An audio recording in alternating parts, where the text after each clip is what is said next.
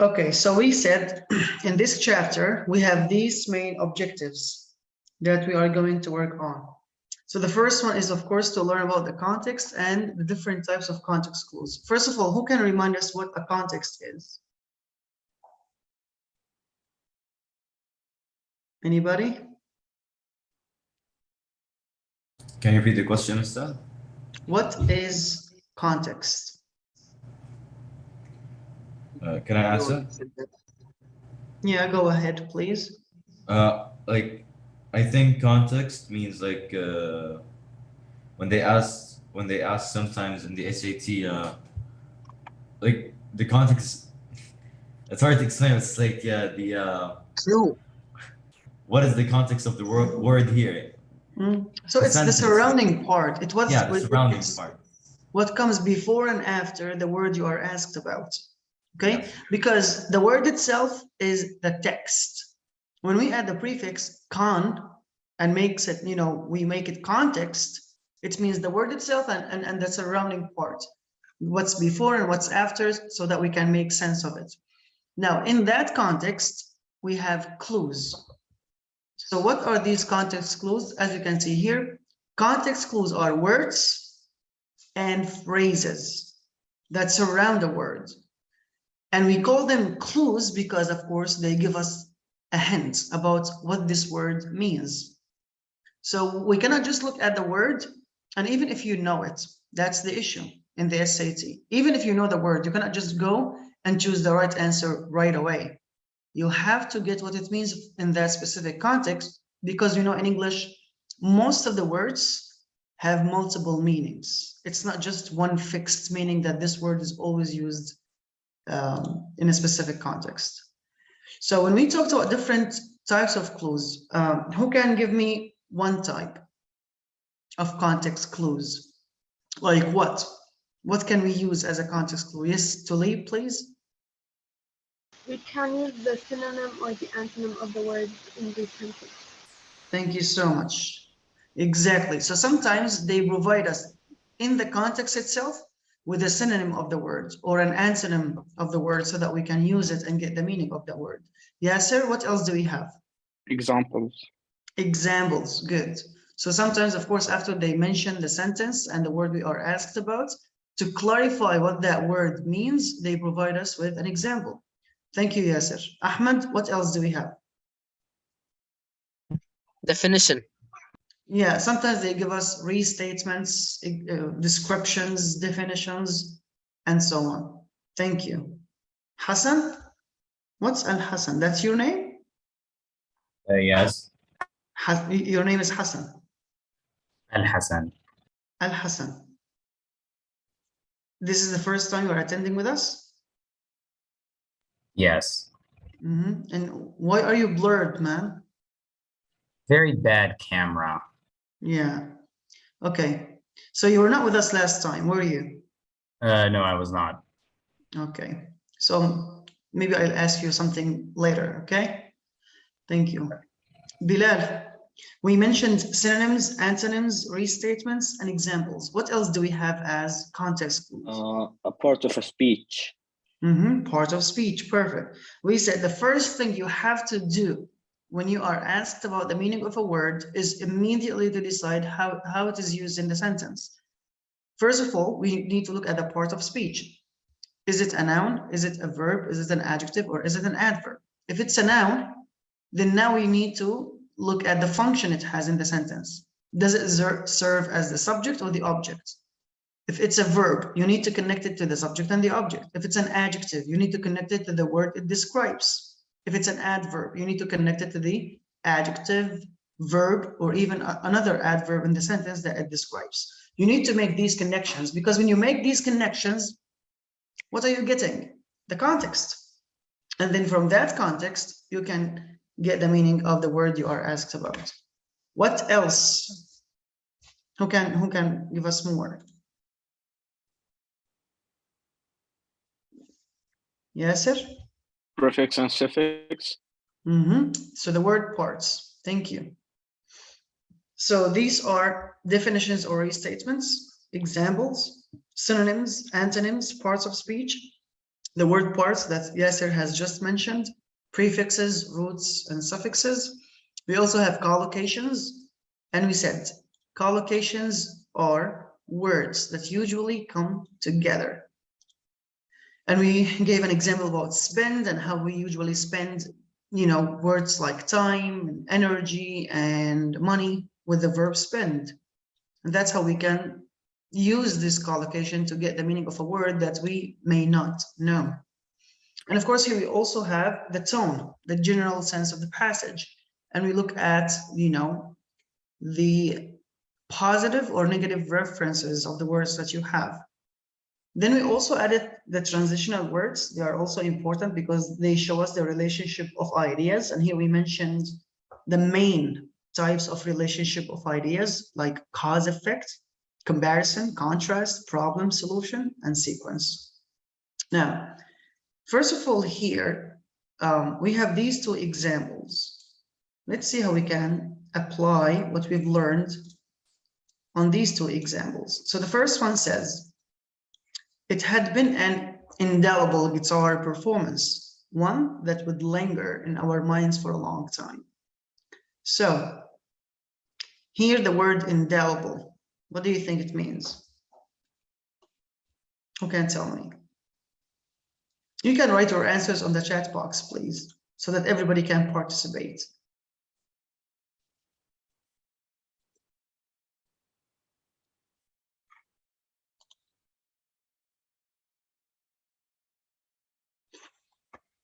If you can give me one word that is a synonym. Yes, Sidra, thank you.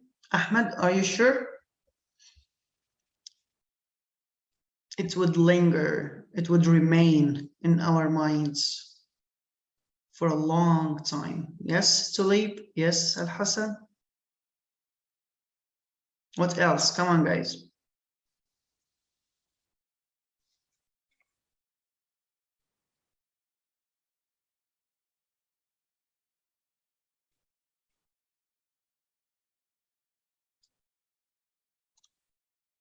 But stay is a verb, indelible is an adjective. We need something similar. So here, yeah, all right, you are getting there. So of course here, first of all, where is our clue? What can help us here in this sentence to identify the meaning of the word indelible? Who can tell me?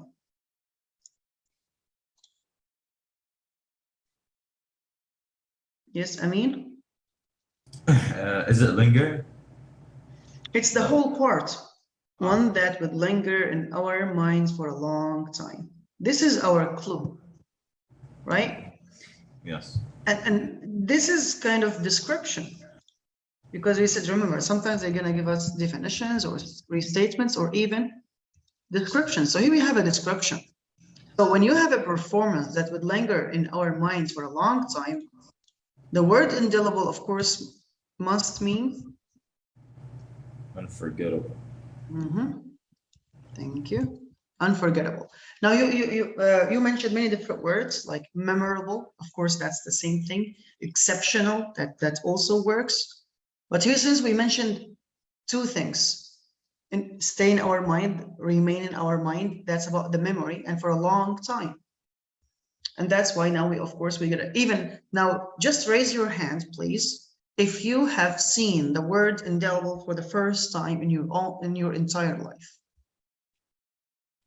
If this is the first time you see the word indelible, then you raise your hands, please. Yep, that's what I expected. So most of us have never seen this word before, but still, what we learn from this example is that when you read a passage, even if you're not asked about the meaning of the words, remember, we are learning this skill, not just to answer the vocabulary in context questions. Of course, that's an important part, but something else. When people read, especially when they are doing a test and they see a word for the first time in their life and they don't know it, they panic and they say, I'm not going to be able to answer any question and related to this part because of this word that I have never seen before. No, use the context that you have. Look at what kind of clues, are there to help you and get the meaning of that word. And this is a very good example that shows us you cannot just stop or panic if you've come across a new word. Okay? The second one, the boys' behavior was so wild and aberrant that they seemed to be crazy. So of course, as you can see here, we are asked about the word aberrant. And let's follow the steps. First of all, so how do I think about it? Like, you know, looking at the steps I told you about. The first thing, I need to decide the part of speech. It's so wild and aberrant. So we have and here. That's connecting two adjectives because we know wild is an adjective. So now I decided the part of speech. It's an adjective. The second thing, you connected with other words. So if it's an adjective, we said you connected with the word it describes. What is aberrant here describing? Can you tell me? Is it an adverb? No, it's an adjective. We already said that. But what does it describe here in this sentence? What is aberrant? What is wild? It describes the boy's behavior. Yes, so it's about the behavior of the boys, right? Okay, so the behavior was wild and aberrant, and so far, maybe wild, of course, gives you a hint. Something else is the rest of the sentence, that they seem to be crazy. So you have wild and crazy, these two words that can help you to identify the meaning of aberrant. So if somebody is, yes, exactly, Ahmed Arai, thank you so much. So aberrant here, as many of you came very close, abnormal. Their behavior was abnormal and wild. So when you see them, you think actually that they are crazy. Does that make sense now, guys? Please raise your hands if that makes sense. And if you have any question, you can just open up your microphone and ask any question you have. So these are the simple process, and these are the basic steps we have to follow. And many people, they don't do that. And they say, why do I have to do that? Because look, remember, any skill needs time and practice. Now, I believe that some of you, at least, if not most of you, if not all of you, for example, play PlayStation or a video game on a laptop, right? Is that correct? Do you?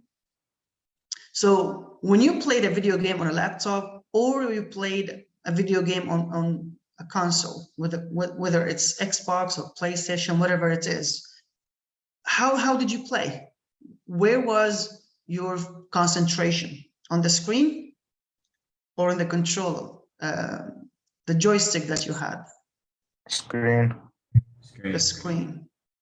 Good. The first time. So when you played the first time, I bet you that you kept going back and forth between the screen and the controller. Is that Yes. correct? Yes. Right? Most of us do that because this is, and remember, I'm talking about the first time ever. Like, I'm sorry, but I cannot be convinced that from the first game ever in your life, you just kept on the screen and everything was good, because you need hand-eye Even in driving coordination. cars. Hmm? Even in driving cars.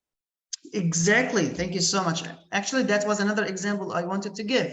If you drive a car and if it was manual, not automatic, that's harder. So also you have the stick that you need to keep moving from one gear to another. So when you drive for the first time, you keep looking at the stick and where it is and how it should move. But with time, you don't need any of that. When you play, you just look at the screen. When you drive, you just look, you know, in front of you. The same thing with the SAT. It's just like any skill. First of all, there are certain steps that you have to follow and you have to secure and you have to, you know, adhere to very carefully. Whenever you have a question about the meaning of words, follow these steps. Identify the part of speech. See if it's a verb, a noun, an adjective, connected to the other words. Again, if it's a verb, there's an action connected to the subject. Who's doing that action? Connected to the object. Who's receiving that action? You make sense of the sentence. And the same thing if it's an adjective. What does it describe? What is it describing about this word? and then you make sense of the word, and so on. Because if you skip it and you don't have enough practice, the options will be tricky and they will mislead you. Never imagine that all the options, like you're gonna have 3 obviously wrong answers and then 1 right answer. Then this wouldn't be the SAT. It's not that easy. But at the same time, it's not that hard. It's just about getting the right skill, following the right steps, getting the right answer. Because most of the time, guys, whether it's a vocabulary and context question or any other type, you will always have 2 options that are obviously wrong. The puzzling part is when you have 2 similar answers. Now, of course, they're not going to be identical, but they're going to be similar enough to be tricky. And your point is to analyze the difference between this option and that option and then getting the right one. It needs time, it needs practice, and of course, it needs some tips and strategies that you are following here. Now, first of all, here we need to focus on one thing, that the words you are asked about on the SAT, they call them high utility academic words and phrases, which means they will not actually ask you about fancy words or words that are just related to one field, like medical words or scientific words or something like that. No, they will ask you about general academic words that everybody's supposed to know. Because again, the challenge is not about the words themselves. The challenge is that you have an easy word you are asked about, everybody knows it, but it has multiple meanings. And 80% of the questions will be that way. Don't imagine that they will give you very hard words that you've never seen in your life. No, they will give you very easy words, but they're gonna see your skill in detecting the meaning of that word in that specific context. Sometimes they can give you a little bit harder words. So it's all about the context. Remember that. It's all about the context. Here we have this first example. As you can see, they're asking us about the word charged with, or the phrase charged with in line 3, which is here. Now, if we don't look at the context and think about charged with, you will see that all the 4 options we have here are in one way or another synonyms for the same phrase, right? If somebody is charged with murder, isn't he accused of it? If somebody was charged like $20, isn't he billed for it? If somebody is in charge, isn't he the boss and he is entrusted with the company? And when you charge your phone, don't you fill it with electricity or power or energy? That's why I'm telling you, it's not just one meaning for that word. Actually, as you can see here, the different options from A to D, they are synonyms of the same phrase. But again, that's why you need to go back to the context and see how it's used. Now look, that's an easy example. As you can see here, we can do it together. Mrs. Harding was short and square and sturdy looking like her house. Every inch of her was charged with an energy that made itself felt the moment she entered the room. Now, as we said, first of all, charged with, of course, here, this is a verb in the passive voice. We ask ourselves, what is charged? It's here. Every inch of her was charged. Right? Charged with what? With an energy. All right. So here, of course, we're talking about her. You can just say, okay, she was charged with an energy. So with that context here, can we choose A? Can we say that she was accused of energy? Yes or no? Of course not. No. She was built for energy? No. You see where I'm going, right? So what is the answer? I think it's D. She was filled with energy. It's as simple as that. Looking at the context, making sense of it, and then choosing the best answer.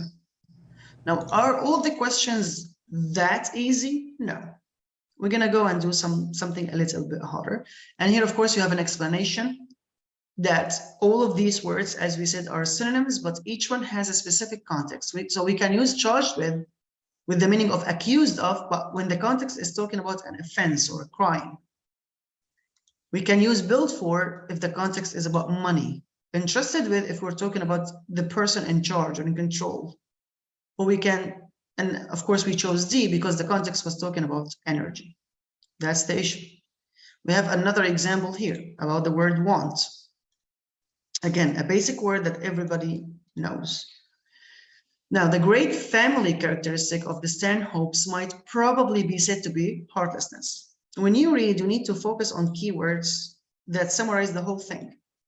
So we're talking about a characteristic of that family, which is heartlessness. And then we have a word of shift. Whenever you see words for contrast, like but, yet, still, however, you need to focus on that part because 90% of the time, there will be a question about that part. So maybe you can take this as a note. All right. Whenever there is a word of shift, like but, yet, still, however, and so on, there's a question about that part. But this want of feeling was in most of them accompanied by so great an amount of good nature so as to make itself but little noticeable to the world. My question here is that when they talked about the family, they said they are heartless, but they have good nature. I need you to focus on this short paragraph again and tell me, generally speaking, are these people, is this family, are they good people or bad people in general? So what is it, heartless or good nature? Who can tell me? They were bad people. There. Tulip, can you repeat what you said? They were bad people, so I guess the right choice is lack. Desire. Okay. So I think it's B, luck, especially in the context. I think it's lack. Okay, how did we know it's lack? Because it talks about how they don't have a certain emotion. But this lack of feeling was in most of them, accompanied by so great of an amount of good. You'd have to have like something to support that they don't have that feeling to then put in most of them accompanied by. What is that feeling? The heartlessness. Yeah, okay. So here what helped us understand that it's lack also, remember, we talked about prefixes, roots, and suffixes. And here we have the suffix less, heartless.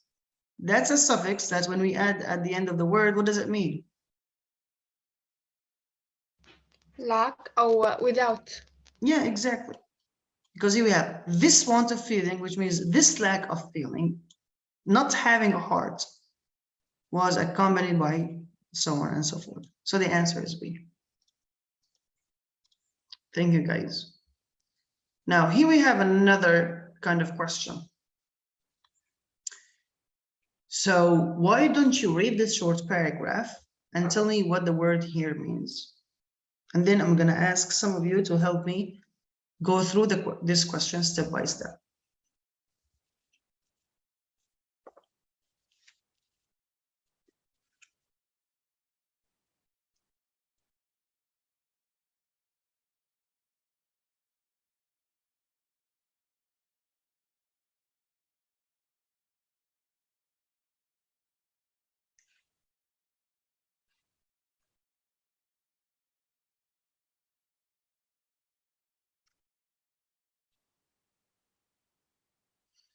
And of course, you write your answer in the chat box. Just mention if it's A, B, C, or D.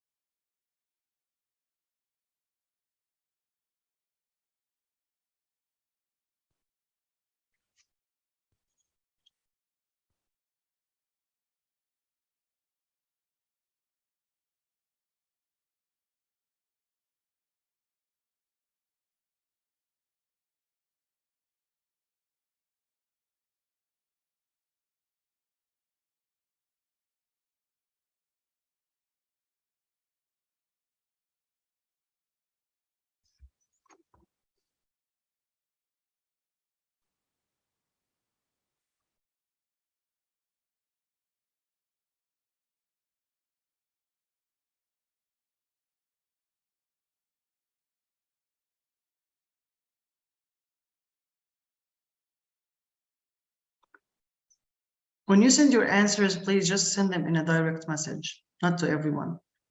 But now it's fine. Those who have already sent, you don't have to resend your answers again. But from now on, just remember to choose the message to be sent as a direct message.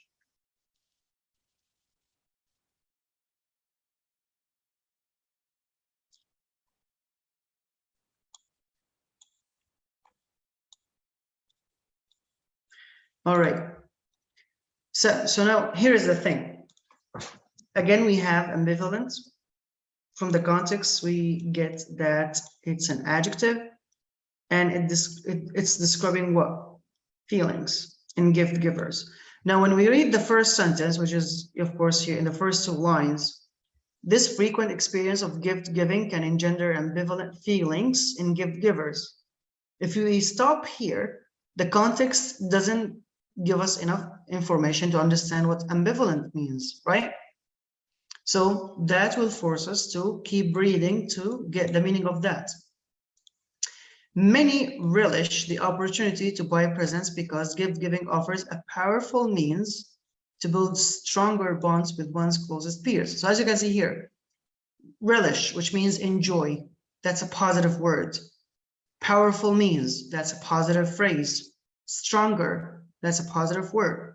So now, if you look at, again, we said one of the things that will help us is the reference of the word, if the tone is positive or negative. But when you just look a little bit here at the same time, so you expect something different, because if we stop here, we're gonna choose something positive, right? We're gonna say, for example, here we have the obviously positive word is supportive, but you need to be a little bit more patient and read a little bit more. And you will see here that many dread, they fear And disappoint. thought of buying gifts. They worry Disappoint. that their purchases will disappoint rather than delight the intended recipients. So here, the second part is completely negative. So we already said that many, so not all, many of them enjoy and they consider it to be a powerful means to build stronger bonds. All of that is positive. But the second part, we have also many other people who fear the thought of buying gifts because they worry that they will disappoint the intended recipients. So now, if we think about apprehensive, it's negative. If we think about supportive, it's positive. Apprehensive, can you remind me what it means, please? What does it mean, apprehensive? Kind of like stressing. Yeah, close enough. Worrying. Nervous. Yeah. So now here, So conflicted is also negative. Which one? Conflicted. No, that's what we're going to talk about. Okay. So this is negative. I cannot choose it. Why? Because I will be focusing on this part, ignoring this, the previous one. If I'm going to choose supportive, then I'm going to be focusing on this part, ignoring the next one. I need something that gives me both. Why? Because they said ambivalent feelings. And to go on and describe these feelings, some people enjoy and they have positive feelings. Some people worry and they have negative feelings. And I need both. And that's what I have actually here in conflicted. Because conflicted, what does it mean? Ahmed, يا أخي, أخذ راحتك with your gum. Put it aside, man. So, conflicted, who can tell me what it means? A problematic. So having opposing sides, you have two sides that are the opposite, and there's a conflict between them. And that's what's happening here. We have conflicted feelings because some people have positive feelings about the experience of gift giving, and some other people, they have negative feelings. So I cannot choose C or D because each gives me part of the answer, but B gives me both. And again, that's why I always repeat myself and say, it's all about the context. Don't always be in a hurry. Don't always rush to get the right answer. You need to be patient and read a little bit more to understand what a word means. Sometimes it takes you one sentence, sometimes two sentences, sometimes you need to read a paragraph. It's all about what you have, and you can base your work on it. Now, something else that we can mention here, guys, is the issue of words that have different, and you know, let's say references, because a word can be used literally in a physical sense, and the same word can be used figuratively in an abstract sense. And one of the ways that will help us eliminate wrong answers is that they give you the two types of meanings in the question. Like here, the word burden. If we think about this word, literally speaking, in a physical sense, we're talking, of course, here about a heavy load. Like this example. The little boy struggled under the heavy burden of his backpack. So here, of course, burden means weight or heavy load. That's literal, that's physical. But the second one, when you say the burden of responsibility made her grow up faster than she was supposed to. So of course here, is the burden something physical? The burden of responsibility? It's not. It's used here in a figurative way, in an abstract way. It's an idea. Because what is responsibility? Is it something that we can see and touch? And no, it's an idea, it's a feeling, responsibility. So here, of course, we cannot say the burden here also, it's a weight. Even if we use the word weight, it's going to be used figuratively, but it means the difficulty, something difficult. Again, we have another word, convey. As you can see here, for example, convey in a physical sense, it means transport, carry. But in a figurative way, it means expressing a feeling or an idea. And you can read these two examples. And we need now, of course, to look at the examples that we have here that we're going to do together. Number 4, for example. Look, here we are asked about the word embraced, which is in line 8. Of course, we cannot just go immediately there. Maybe we can start a little bit before that and read from the beginning. So here we have recent debates about the economy have rediscovered the question, is that right? Where right means more than just profits or efficiency. Some argue that because the free markets allow for personal choice, they are already ethical. Others have accepted the ethical critique and embraced the social responsibility. So now here's the thing. Embraced, it can be used in different ways, but that's why we need to connect it with the other words that you have in the sentence. So here, embrace is a verb, right? Can you tell me where the subject is for this verb? Others. Okay, what did they embrace? Social responsibility. So now the word embrace here itself, is it used in a physical sense, in a literal way, or in a figurative way? Figurative. Yeah, that means immediately A and C are wrong. Again, if you think about them, aren't they synonyms of the word embraced? They are, but they are physical interpretations of the word embrace. But here, you cannot hug responsibility or lovingly hold responsibility. It must be something else.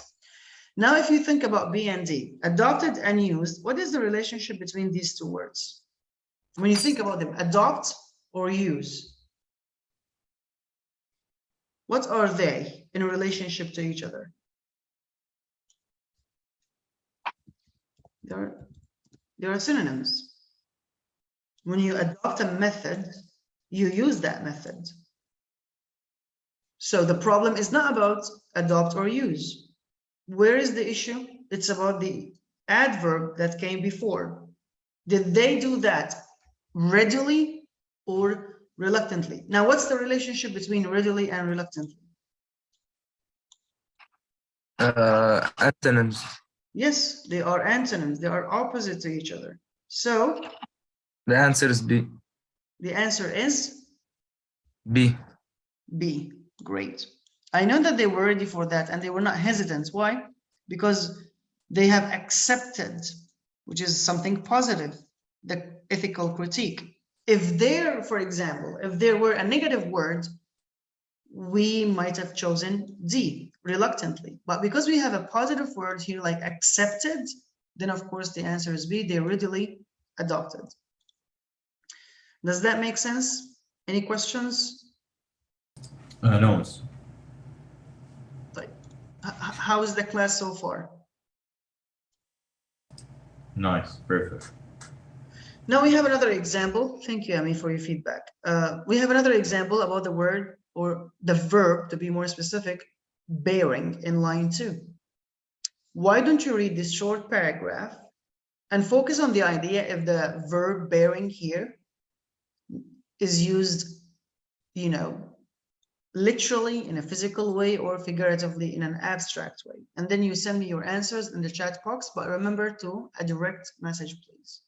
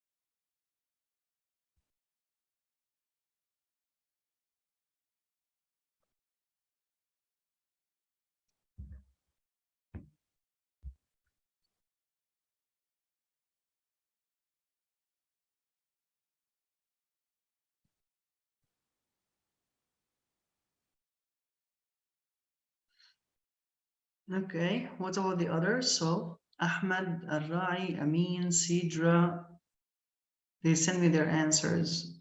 Now Bilal, what about the others? Come on, guys. Yasser, Muhammad.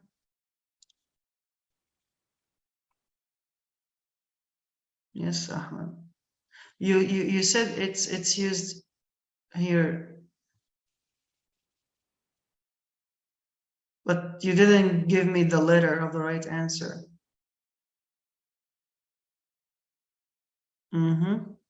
Okay.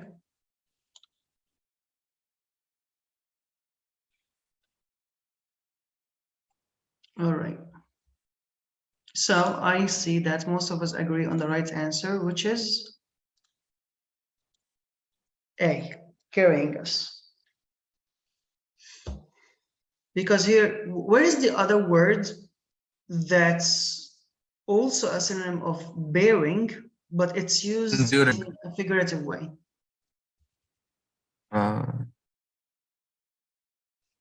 Yielding. Enduring. I think enduring. Yep, exactly, which means putting up with, tolerating, handling. But here, of course, we're talking about something physical, the wind. Is still from the south, bearing us, carrying us steadily northward at the speed of a trotting dog, and so on. All right. So now, as we know the different types of the right answers, of course, we also need to know what types of answers are wrong. And they are summarized here. So here we are talking about different types of incorrect, wrong answers.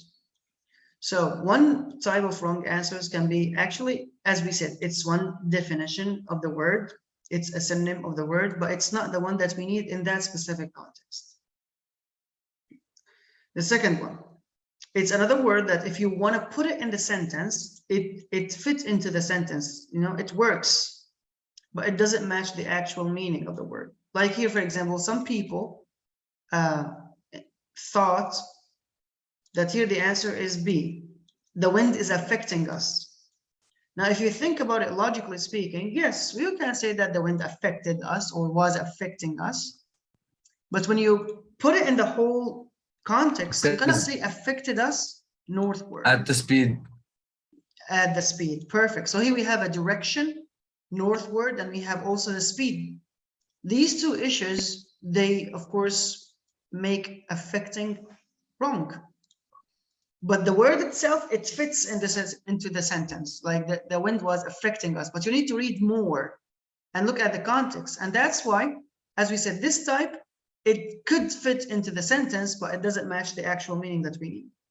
The third one, which must, you know, it should be the obvious one, which is the antonym, the exact opposite meaning of the words that we have.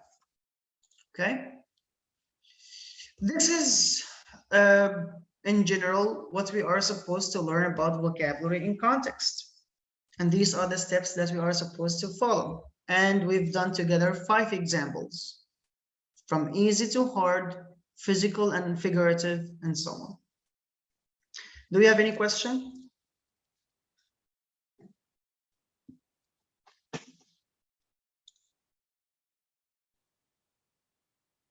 Soon, inshallah, Ahmed, soon. Don't worry about that. All right, now here we have 8 questions taken from official SAT tests. And the first 2 questions here are about the same passage. So first of all, you have the blurb, the introduction to the passage, and they always give us that in order to have an idea about what this story is about or what this passage is about. So here, for example, they are telling us that in this novel, Strangeness of Beauty, here the setting is in Japan, 1920. She and her daughter Naomi are members of the House of Fuji, which is a noble family. Akira has come to ask for Naomi's hand. So here they are just again preparing us to be able to predict what's going to happen here, and who are the main characters and what are they doing and why are they meeting in this specific part. So we have questions number 1 and number 2.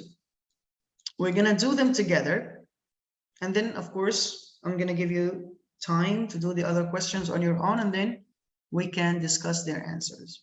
Look, as you can see here, Akira came directly, breaking all tradition. Was that it? Had he followed form? Had he asked his mother to speak to his father to approach a go-between? Would she have been more receptive? Now again, when we think about it, just the first part, Akira came, of course, he came visiting them directly, right? And you look at the other, the options that you have in the question from A to D, you think, you know what, maybe all of them work in one way or another. But again, you need the context.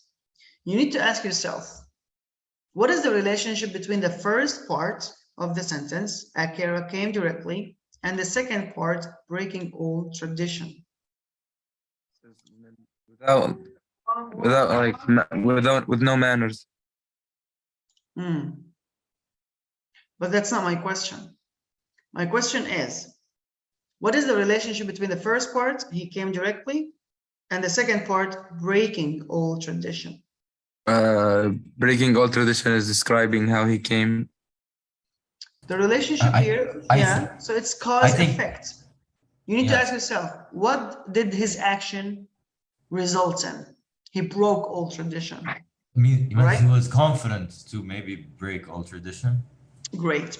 But again, you need to be patient and read a little bit more, because here they are telling us, what if he had followed form? Because had he followed form, which means what if he had followed form? And what is form here? Is it what did he traditions? Break? Yes, exactly.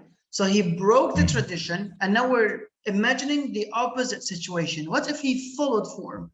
So here, form and tradition are synonyms. And that will help us, of course, for question number 2 as well. So now you have 2 ways. He went directly, and then there's the other way. What is the other way? If he had asked his mother to speak to his father to approach a go-between, and now we are asking, what if we are just imagining, remember, because here, had he followed, this is the 3rd conditional, talking about imaginary situations in the past. So we are just imagining if he had done that in the past. Would, in that case, she have been more receptive? Now we can understand, we can make an inference, we can draw a conclusion from this part about she and her point of view. What do you think she was she receptive? Did she welcome him in the best way possible? No. No. And that's why and how did we get that? From the question, because we are imagining, what if he had followed form and he had asked for a go-between? Would she have been more receptive? Which means, now what do you understand? We understand that she hasn't been really receptive. Why? Because he came directly. What's wrong with that? He broke the tradition. So now here you have a clue, and you have the relationship between the 2 ways of doing that, directly or a go-between. What's the relationship between them? Directly and a go-between. What is the relationship between them?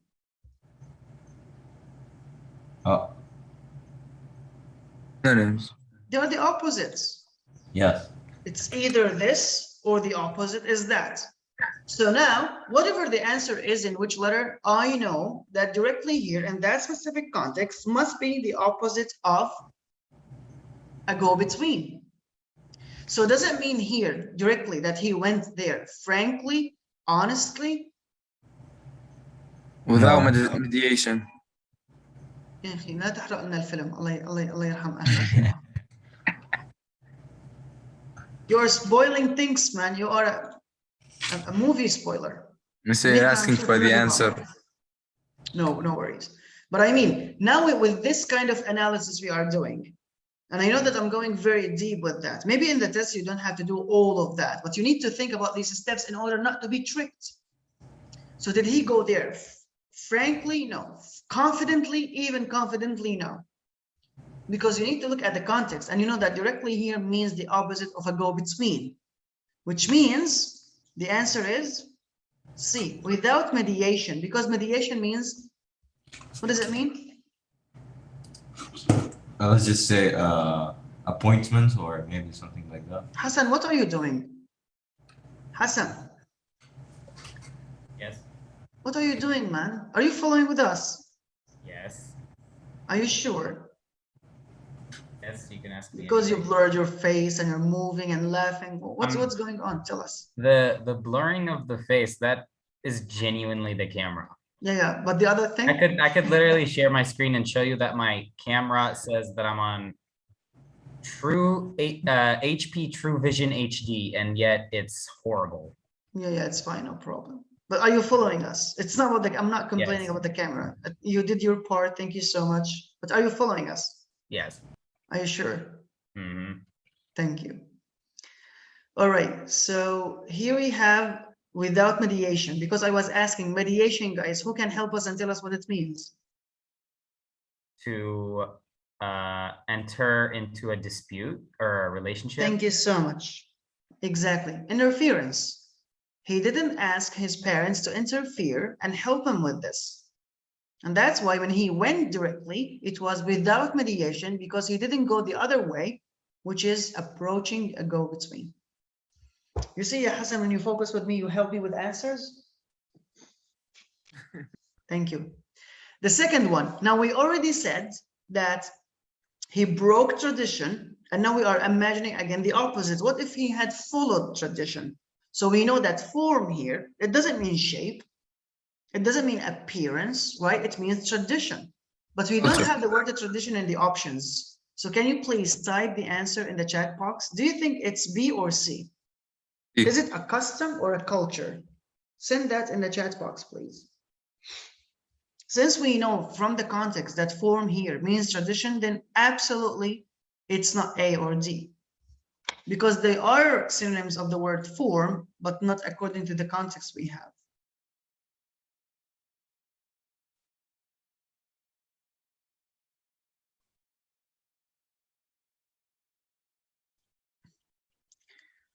Well, they're not the same thing, but of course there is a relationship between them.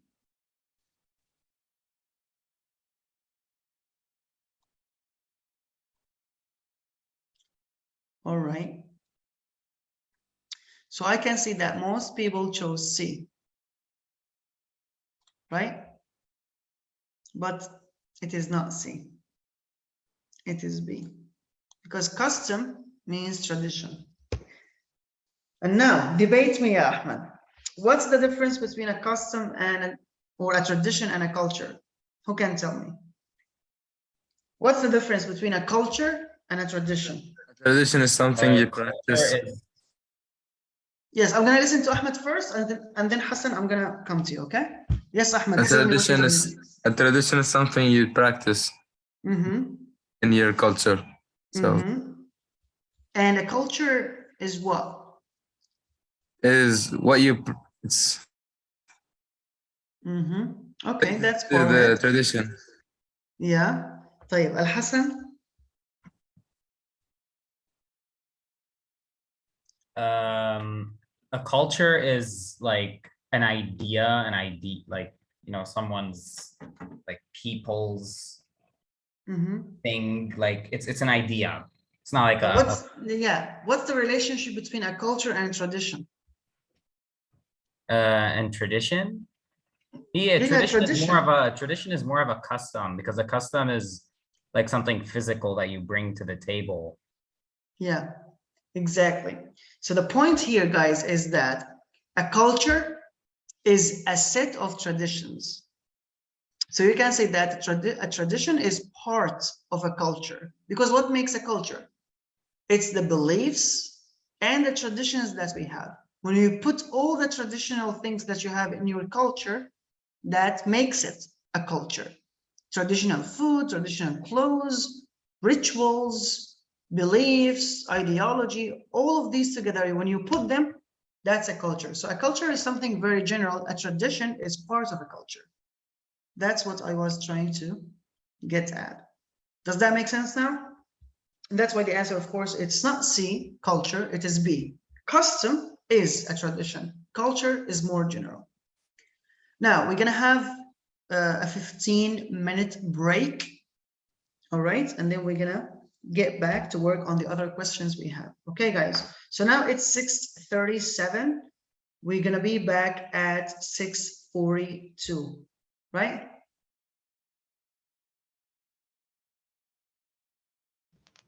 All right. 52, guys. I was testing you. Come on. People. Yalla, see you at inshallah 6:52. Okay.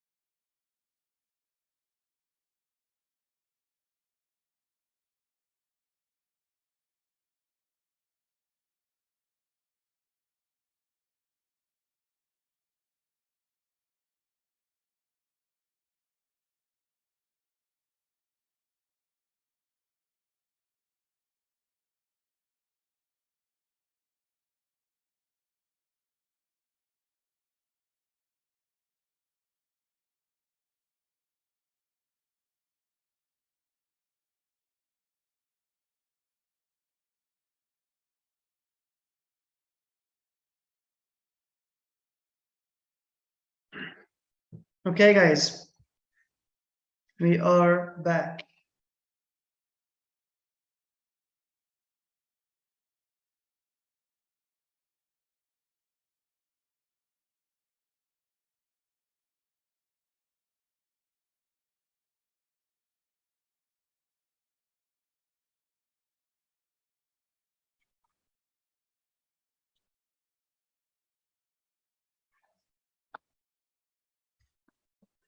All right, so basically what we're gonna do in this part after the break is that I've already sent you this PDF on the group.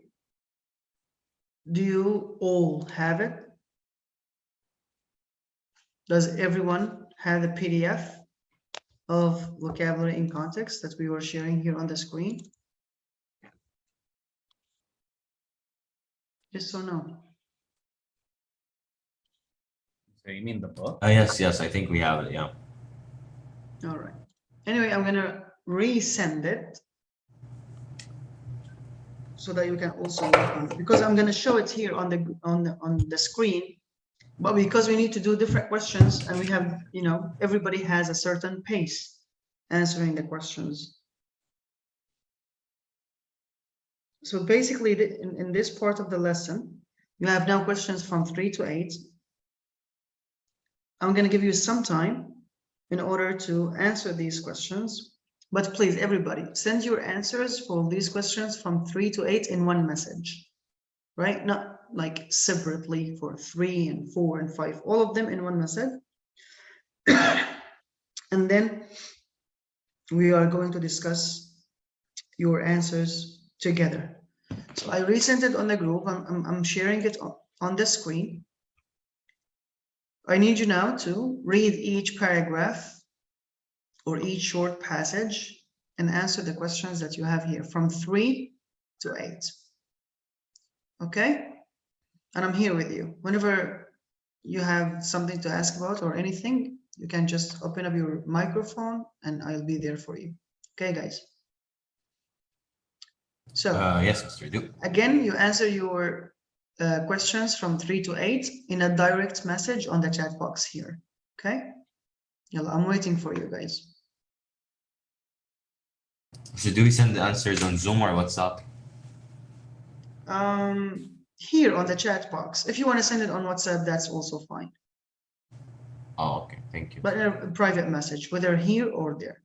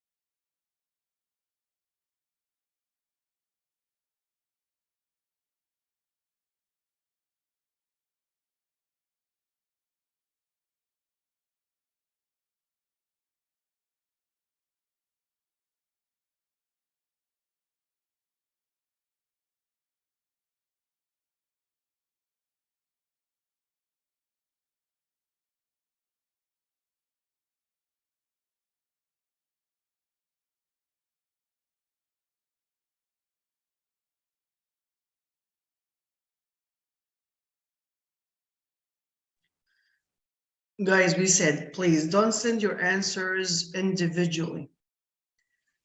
Okay? I need something like that. In one message, you do this. Like 3A, 4A, 5A, 6A. Okay, in one message.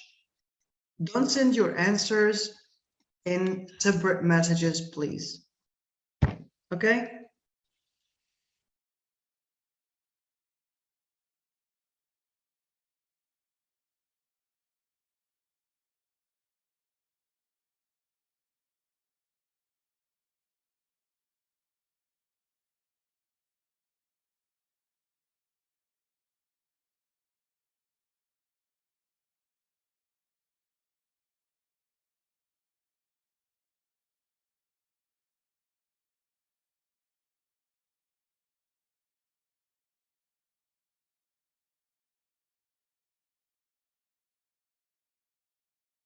So how can you find the word from the passage without wasting time?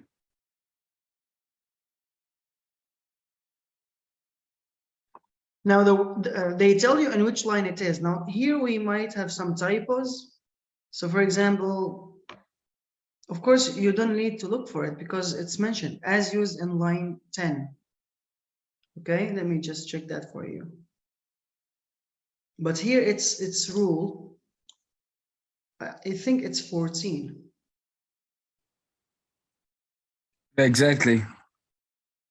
Yeah, there are some typos, but in the test, don't worry, because they will mention specifically which line it is. And then best is here. The word best in this passage, it's here. Can you see it, the best sense? Yes, yes, thank you. All right, welcome.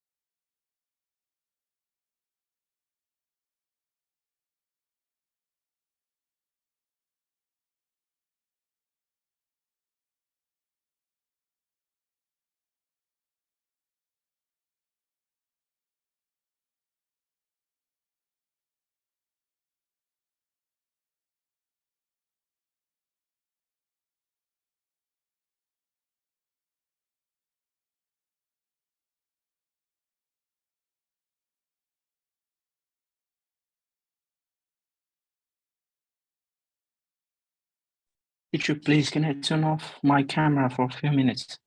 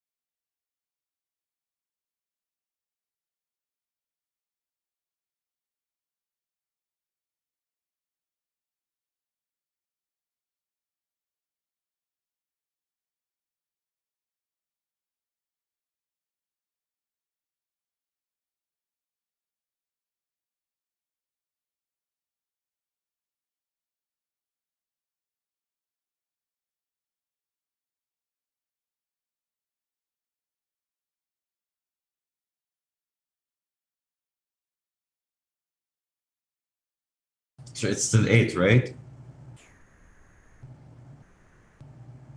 Yes, all the questions basically from 3 to 8.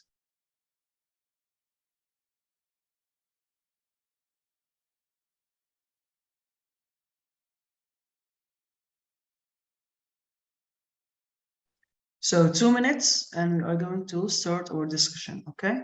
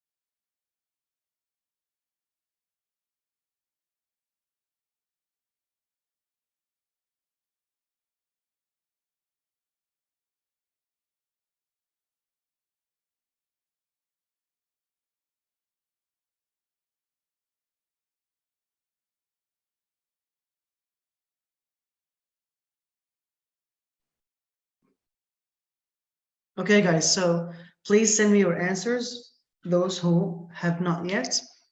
And now let's discuss the questions together very quickly. With question number 3, of course, here we have the adjective plastic in line 2. Can you quickly please tell me plastic, what is it describing here? The brain, human brain. The human brain, good. And what is our clue? They gave us an explanation. What does that mean? Change as circumstances change. Great. So the brain's neurons and synapses change as circumstances change. What do we call that? Malleable. I'm really sorry to interrupt you, but I need to leave right now. I'm sorry for that. Yeah. So Sorry for that, teacher. what is it? Yes, sir. I could not hear you well. I need to leave the class right now. You need to leave right now? I'm sorry. Yes. Is everything all right, man? Yeah, it's all right. I'm really sorry to leave. No worries. Just send me your answers on WhatsApp when you are available, okay? Okay. All right. Thank you. All right, so here, when neurons and synapses change, because the circumstances are changing, of course, that's adaptation. So our brain is adaptable. Now, we don't have adaptable again in one of the options here, but of course, it's not artificial or sculptural, because that's exactly the opposite. Now, it can be creative, But the problem is it's not our brain that is initiating the change. It's just responding to the change. So it's malleable. Who can give me another word for malleable? Easy to change. In one word? Flexible. Flexible. Yeah. All right. So here the answer is C. Question number 4. Here, of course, they're telling us that within a few decades, these firms may be meeting earthly demands for precious metals. So here, what do we meet? Are we meeting offers, claims, inquiries, or desires? Claims. So actually, it's about, you know, the collocation when you meet the needs, right? You say we do this and that in order to meet the needs. So here, when you think about it, what are these needs for Earth? Of course, here they'll give us some examples of precious metals and some other elements. So the best word that we can use here for demands is needs. But again, we don't have needs in one of the options. So what is the closest one? And acquire. Desires. No, so That's the desires trick. means wants. No, you are talking about requirements. You know what an inquiry means? Inquiries means You need. questions. So doesn't desire mean to want something? Yeah. Now, That's- I told you the best word that we can replace demands with is needs, but we don't have needs here. So we need to choose the closest one. What does it mean, an inquiry? It means a question. So we cannot say that the firms, the companies are meeting the question of Earth, the questions of Earth. It's needs, desires. I know it's not the perfect word, needs is, but we don't have it. And the closest one is desires. And that's why, again, they actually on purpose, they included inquiries because people confuse it with requirements. But now we know that inquiry means a question, and that's why it's not the right answer.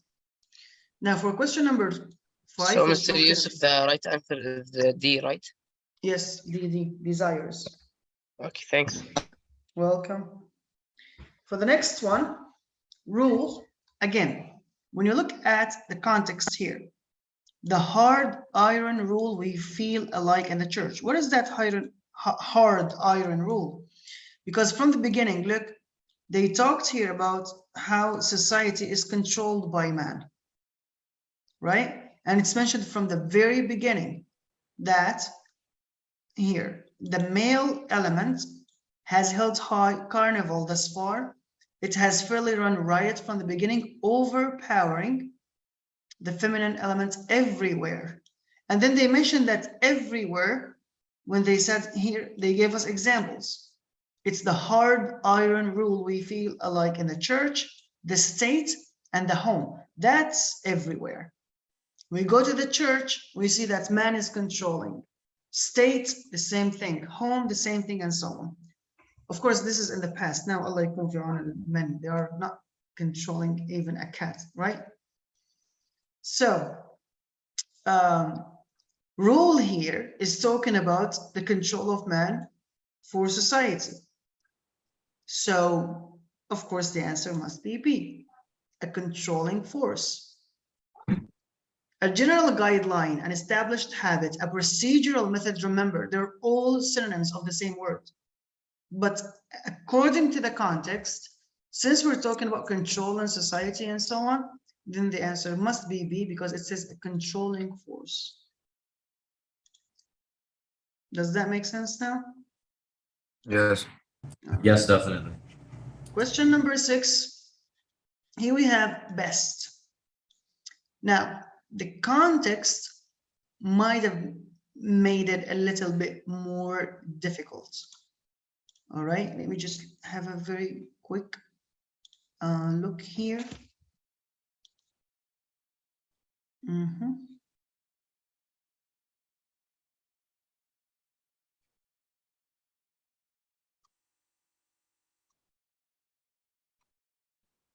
Yeah, that's what I expected. Now I'm looking at your answers, and I can see that most of us did not really get the right answer, and that's because of that context. Not the context itself, that it's not clear, but it's a little bit complicated. Look, we have to understand, okay? We cannot, again, answer the question by just looking at 2 or 3 lines.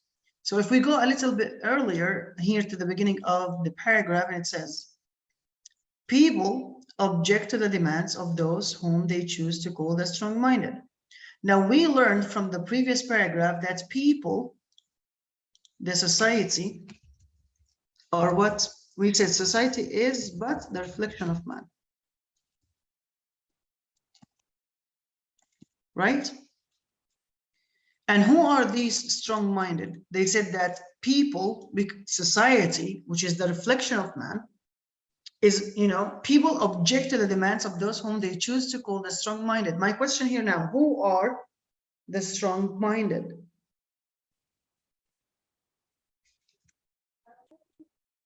Strong-minded? Are they the woman? Yeah, exactly. Okay. They choose to call strong-minded. Now here, strong-minded, is it used positively or negatively? We know that strong is something positive, but what about this situation here? It's negative.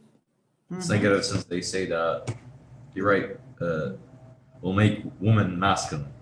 Yep. So here, strong-minded, what does it mean?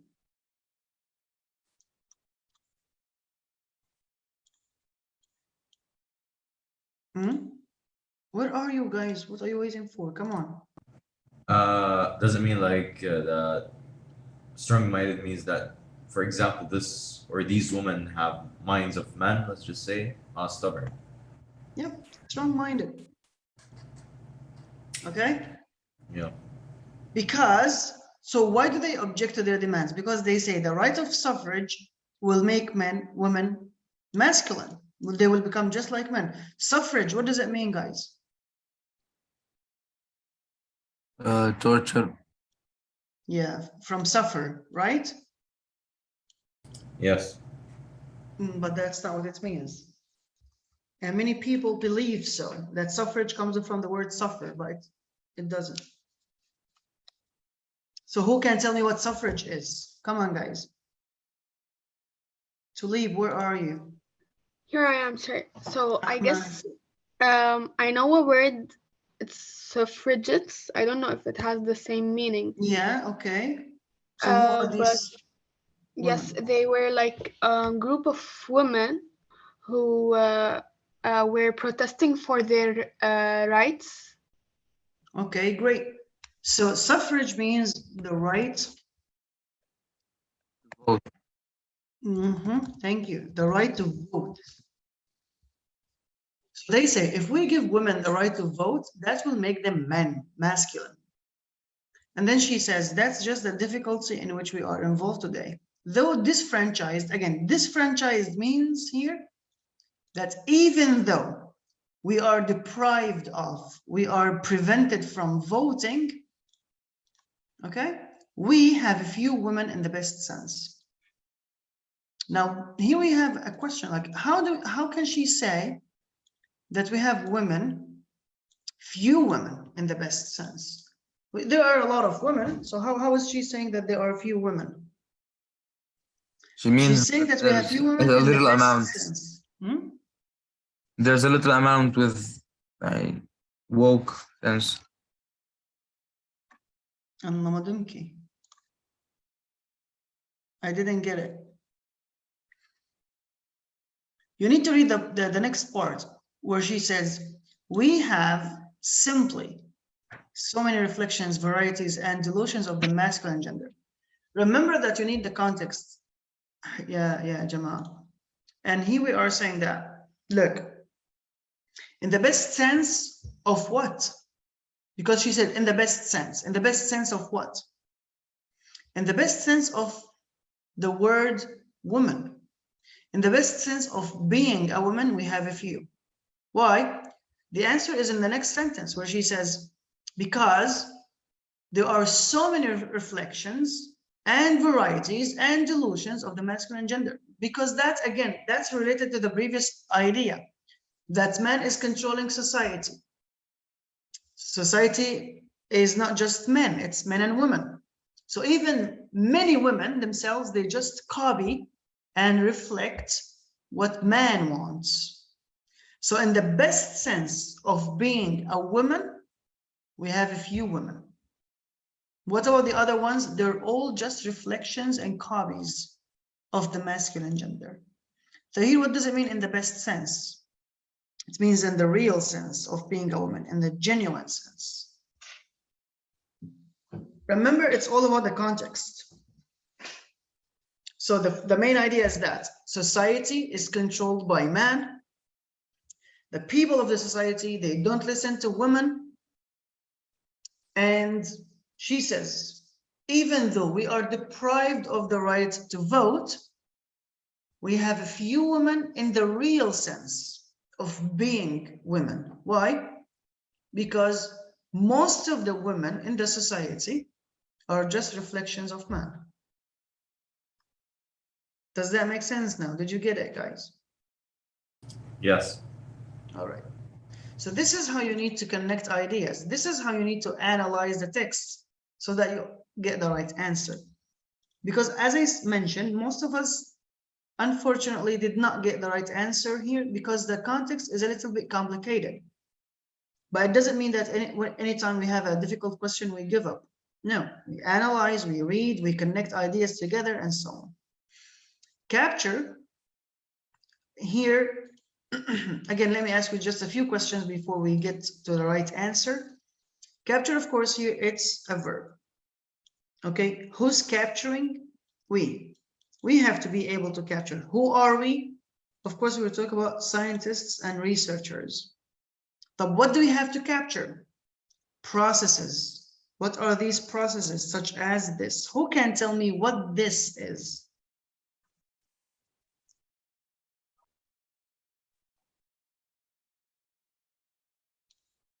Global Sorry? Direct object. ocean waves. Yes, thank you. It's the internal waves. All right. So we are doing all of this just to understand. We have to be able to capture processes such as this. What is this? The internal waves. So how can we capture waves? That's it. That's what we want to ask ourselves. Is he saying that we have to be able to control internal waves? Can we control waves? Capture them? Control them? No. Secure Obviously them? not, yeah. Absorb them? Simply be. We have to capture. We have to record these waves to understand them, because he said at the beginning, if you remember, understanding them is crucial to global climate model. And so how can we understand waves? We have to record them. We have to capture them, because recording them will help us to understand these internal waves. And of course, we can build our own model. And that's what we have in question number 8. We said here it's taken from the same passage. The researchers now were able to devise a mathematical model that describes the movement and formation of these waves. So here, devise a model. What does it mean? Create. Create a model. So the answer is A. Again, all the ideas are connected together.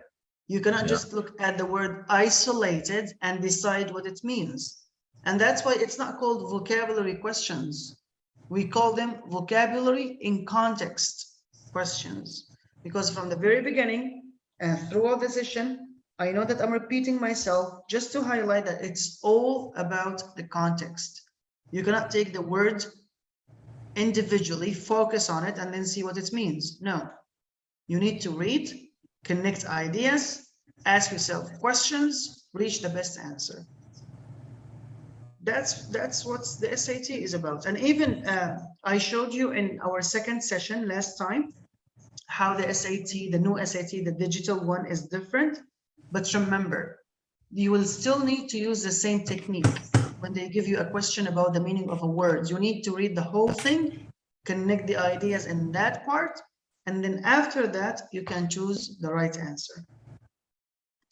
For question number 7, we said the answer is record. So yeah, I guess it's B.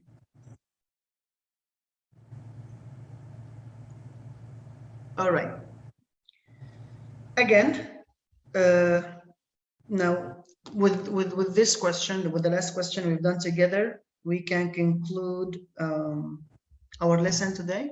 If you have any comments, if you have any notes, you can always text me on WhatsApp in a private message. I hope that you've learned something today and that you've enjoyed your lesson, inshallah.